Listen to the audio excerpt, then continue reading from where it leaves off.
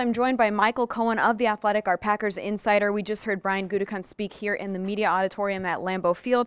He cut 10 former draft picks by the Packers in his first year as GM, making that initial 53-man roster. What kind of statement do you think he made making those cuts? Well, I think the first thing that he really got across to all these players is that just because you were drafted doesn't mean I'm going to give you any more time to develop than other players. Now, if it's a first or second round pick, that could be a different conversation, but we saw a ton of holdovers from the Ted Thompson era that were middle and late round picks that had their careers with the Packers come to an end over the weekend. And the second thing that I think it showed is that he's not afraid to shake up the bottom third of this roster a little bit more. That was one of the big criticisms of Ted Thompson, is that for all the good work he did in finding players, he sometimes kept certain guys around too long when they didn't show the proper steps and growth to advance their careers. And with Gutekunst, it's very clear that perhaps the hook might be a little bit quicker for some of these guys near the bottom of the roster. And I know you asked about that, talking about, none of these guys got picked up on the waiver wire that the Packers did release.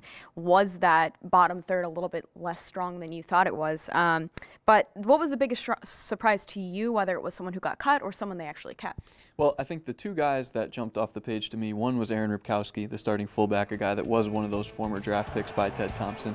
Not necessarily that I didn't expect him to get cut because I thought it was possible, but just that McCarthy has praised fullbacks so heavily at times, even in the small role that they play, that I was a little surprised to see that position end up with 0 spots on the 53-man roster. And then the second guy would be Vince Biegel, just a guy that I thought they were going to carry on the 53-man roster, not necessarily because his play warranted it, but because typically you want more than 4 outside linebackers, and he was the 5th, but as it turns out, they were willing to go with 4, and so Vince Biegel was cut and not even re-signed to the practice squad. I think a lot of people were surprised by that one in particular. What do you think they're going to do now at outside linebacker? Obviously, like you said, very thin at that position now. Well, I think certainly they're going to keep combing the waiver wire and see if there's any veterans out there that were released that, could be options for them. And the other thing that I think they can do is cross-train players. That's something Mike Pettin did a lot of with the Jets.